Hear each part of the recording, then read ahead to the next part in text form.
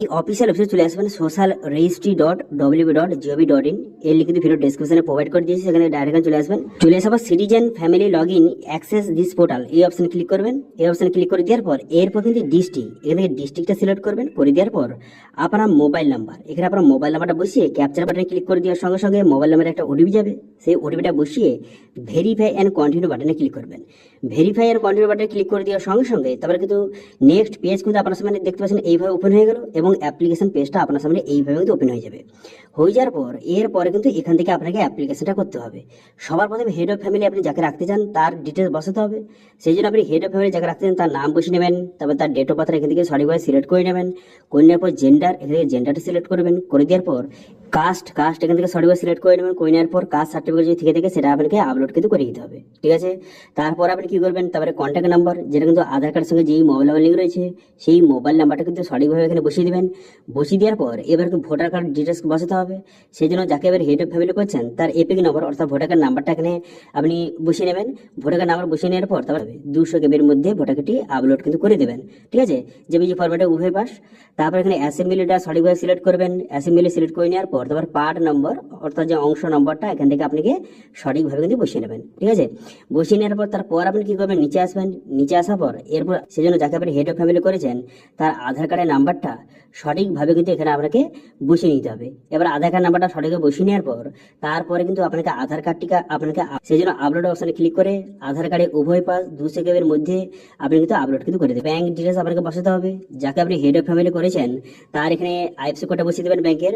IFSC code বসিয়ে দেওয়ার পর ব্যাংকের নামটা কিন্তু অটোমেটিক চলে আসবে, ঠিক আছে। ব্যাংকের নাম অটোমেটিক চলে আসবে। তারপরে কিন্তু ব্যাংকের যে অ্যাকাউন্ট নাম্বার সেই অ্যাকাউন্ট নাম্বারটা এখানে সঠিকভাবে কিন্তু বসিয়ে দিতে হবে। অ্যাকাউন্ট নাম্বারটা সঠিকভাবে বসিয়ে নেবেন। অ্যাকাউন্ট নাম্বারটা বসিয়ে দেওয়ার পর তারপরে সেই ব্যাংকে আপলোড কিন্তু করতে হবে। ব্যাংকে যে পাসবুক রয়েছে সেটা ওখানে আপলোড কিন্তু করে দেবেন। করে দেওয়ার পর এইভাবে কিন্তু প্রথমে যে হেড অফ ফ্যামিলি তার ডিটেলসটা এখানে অ্যাড করে নেবেন। করে নেওয়ার পর সেভ ড্রাফট অপশন ক্লিক করে সেভ করে নেবেন। এরপর পরিবারের সবার ডিটেলস কিন্তু একে একে অ্যাড করতে হবে। সেই জন্য অ্যাড মেম্বার অপশন ক্লিক করে এরপর সদস্য 2 এর জায়গায় রাখতে চান সেই অ্যাডাল্ট না চাইল্ড এখানে সিলেক্ট করবেন। করে দেওয়ার পর সদস্য 2 জায়গায় রাখতে চান তার নামটা এখানে বসিয়ে নেবেন। বসিয়ে নেওয়ার পর এবার হেড অফ ফ্যামিলির সঙ্গে তার রিলেশন কি সেটা সিলেক্ট করবেন। করে দেওয়ার পর তারপর ডেট অফ বার্থ বসিয়ে দিবেন। বসিয়ে দেওয়ার পর জেন্ডারটা সিলেক্ট করবেন। করে দেওয়ার পর ক্যাটাগরি, এখানে ক্যাটাগরি সিলেক্ট করবেন। সিলেক্ট করে নেওয়ার পর তারপরে কিন্তু এখানে যদি আপনি ক্যাটাগরিটার তার কোনো সার্টিফিকেট থেকে থাকে সেরকম আপনাকে আপলোড করে দিতে হবে। করে দেওয়ার পর কন্ট্যাক্ট নাম্বার অর্থাৎ মোবাইল নাম্বারটা বসিয়ে দিবেন।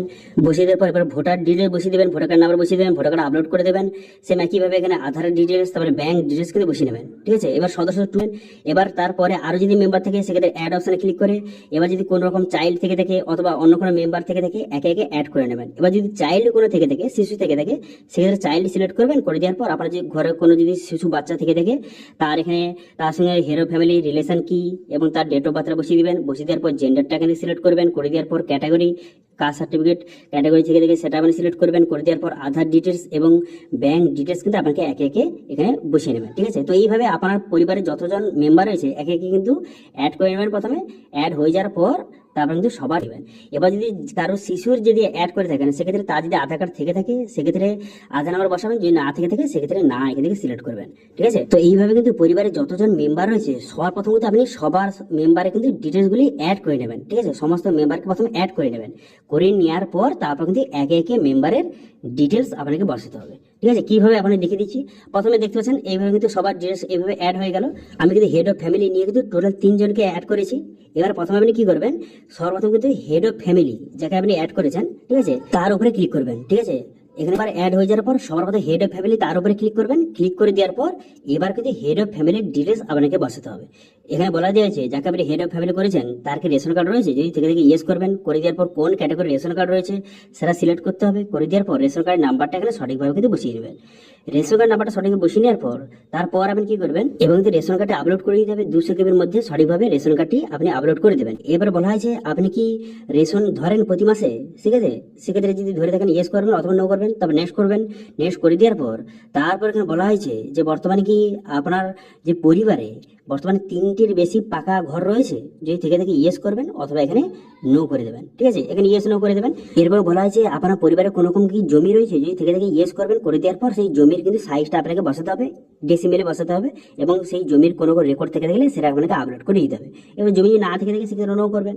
করে দেওয়ার পর তারপরে বলা হয়েছে আপনার কি কোনো রকমের 4 চাকার গাড়ি রয়েছে, ঠিক আছে, আপনার পরিবারে, সেক্ষেত্রে ইয়েস করবেন অথবা নো করবেন। যদি ইয়েস করে থাকেন সেক্ষেত্রে গাড়ির নাম্বার এবং গাড়ির মডেল নাম্বার, কতগুলি গাড়ি রয়েছে সেগুলো বসাতে হবে। এরপর বলা হয়েছে হেলথ ইন্স্যুরেন্স, আপনার কোনো রকম কি ইন্স্যুরেন্স রয়েছে, যদি থেকে থেকে ইয়েস করবেন অথবা না করেন। যদি ইয়েস করে থাকেন সেক্ষেত্রে গভর্নমেন্ট না প্রাইভেট, যদি গভর্নমেন্ট থেকে থেকে গভর্নমেন্ট সিলেক্ট করবেন। করে দেওয়ার পর এখানে স্বাস্থ্যসাথী দেখতে পাচ্ছেন, কারো স্বাস্থ্যসাথী কার্ড থেকে থাকে সেক্ষেত্রে স্বাস্থ্যসাথী সিলেক্ট করবেন। করে দেওয়ার পর স্বাস্থ্যসাথী কার্ডে যে নাম্বারটা বসিয়ে দেবেন, বসিয়ে দেওয়ার পর তারপর কত টাকার যে ইন্স্যুরেন্স সমস্ত ডিটেল বসিয়ে, যে প্রিমিয়াম কত সেগুলো বসিয়ে স্বাস্থ্যসাথী কার্ডটা আপনাকে আপলোড কিন্তু করে দিতে হবে। দেখুন এগুলো কিন্তু ম্যান্ডেটরি নয়, এগুলো স্টার মার্ক দেওয়া নেই, যেগুলো স্টার মার্ক দেওয়া আছে সেগুলো কিন্তু ম্যান্ডেটরি। তো সেক্ষেত্রে এখানে সিলেক্ট করে আপনি নেক্সট করে দেবেন। নেক্সট করে দেওয়ার পরে এখানে বলা হয়েছে আপনি কি কোনো রকম ইনকাম ট্যাক্স বা প্রফেশনাল ট্যাক্স দেন, যদি দিয়ে থাকেন এখানে ইয়েস করবেন অথবা নো করবেন। তারপরে এখানে বলা হয়েছে আপনি আপনার কি প্যান কার্ড রয়েছে, যদি থেকে থেকে ইয়েস করবেন অথবা নো করবেন। এগুলো কিন্তু হেড অফ ফ্যামিলি যাকে করেছেন তার ডিটেলস কিন্তু বসাচ্ছি। তারপরে যদি ইয়েস করে থাকেন সেক্ষেত্রে প্যান কার্ডে যে নামটা রয়েছে নাম বসিয়ে দেবেন এবং প্যান কার্ডের নাম্বারটা সঠিকভাবে এখানে বসিয়ে দেবেন। এরপর কিন্তু প্যান কার্ড নাম্বারটা বসিয়ে প্যান কার্ডটি আপনাকে আগের মধ্যে প্যান কার্ডে আপলোড করে দেবেন।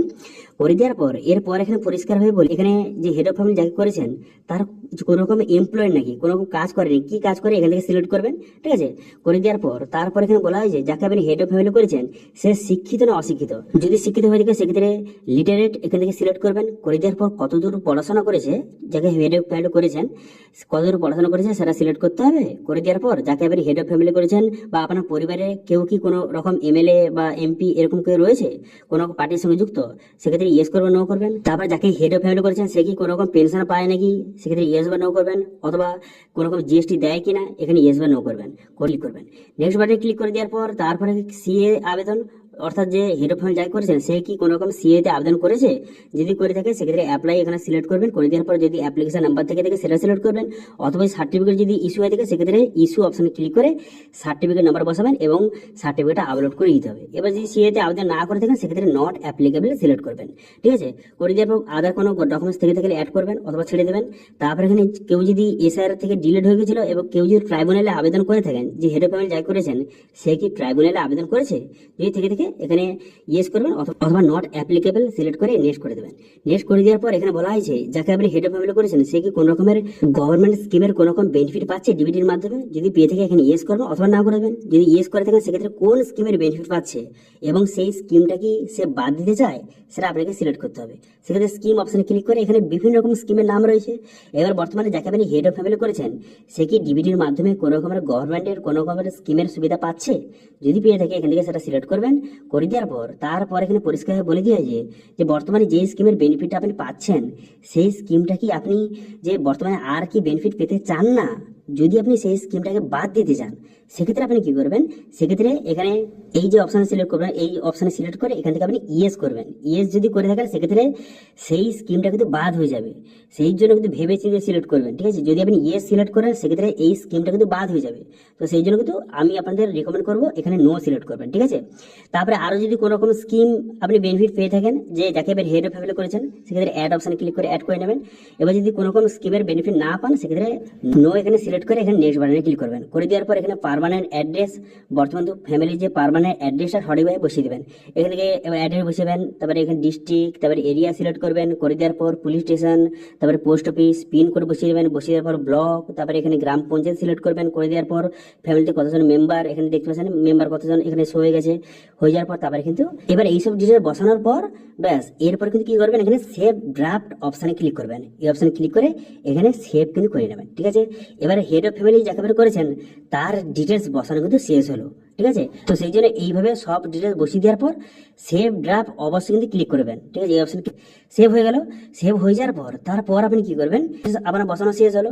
এরপরে আপনি মেম্বারের ডিটেলস কিন্তু এবার আপনাকে বসাতে হবে। তো সেই জন্য কি করবেন, এখানে মেম্বার টু এই অপশন ক্লিক করবেন। এই অপশন ক্লিক করে দেওয়ার পর এখানে মেম্বারের বেসিক ডিটেলসটা এখানে ভালো করে দেখে নেবেন।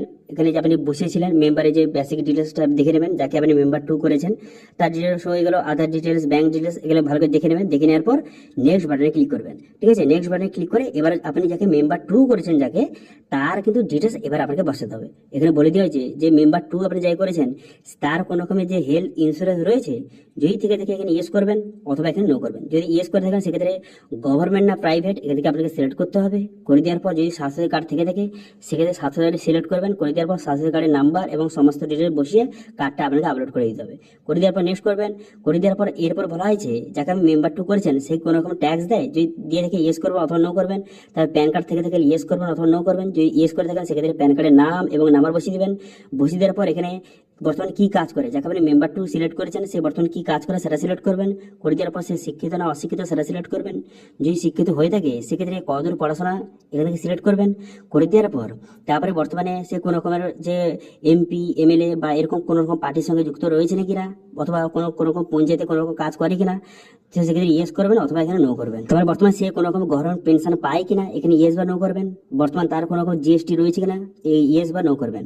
করে দিয়ে আপনি নেক্সট করবেন। তারপরে যাকে আপনি মেম্বার 2 সিলেক্ট করেছেন সে বর্তমানে সিএতে আবেদন করেছেন কিনা অথবা যে ট্রাইব্যুনালে আবেদন করেছে কিনা এখান থেকে ইয়েস বা নট অ্যাপ্লিকেবল এখান থেকে সিলেক্ট করে আপনি নেক্সট বাটনে ক্লিক করবেন। নেক্সট বাটনে ক্লিক করে দেওয়ার পর তারপর এখানে বলা হয়েছে বর্তমানে কোনো রকম ডিবিডির মাধ্যমে কোনো রকম গভর্নমেন্ট স্কিমের বেনিফিট পাচ্ছে কিনা সেই মেম্বার এখান থেকে সিলেক্ট করবেন। করে দেওয়ার পর যদি কোনো রকম পেয়ে থাকে স্কিমের বেনিফিট পেয়ে থাকে সেক্ষেত্রে ইয়েস করবেন। করে দেওয়ার পর কোন স্কিমের বেনিফিট পাচ্ছে সেখান থেকে সিলেক্ট কিন্তু করবেন।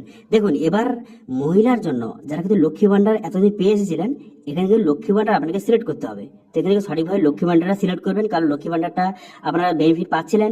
তো সেক্ষেত্রে লক্ষ্মী ভান্ডার সিলেক্ট করবেন। করে দেওয়ার পর এরপর বলা হয়েছে এই স্কিমের কি আর বেনিফিট আপনি পেতে চান এখানে ইয়েস নো রয়েছে। এবার যদি আপনি লক্ষ্মী ভান্ডারের বেনিফিট আর পেতে চান না সেক্ষেত্রে আপনি কি করবেন এখানে ইয়েস অপশন কিন্তু সিলেক্ট করবেন। ঠিক আছে ইয়েস সিলেক্ট করবেন কারণ বর্তমানে লক্ষ্মী ভান্ডার থেকে আপনি অন্য কোনো ভান্ডারে ট্রান্সফার হচ্ছেন সেক্ষেত্রে লক্ষ্মী ভান্ডারের বেনিফিট আপনি পেতে চান না সেক্ষেত্রে এখানে ইয়েস কিন্তু সিলেক্ট করে নেবেন। করে নেওয়ার পর আরও যদি অন্য কোনো রকমের স্কিমের বেনিফিট পান সেক্ষেত্রে এখান থেকে অ্যাড অপশনে ক্লিক করে অ্যাড করে নেবেন।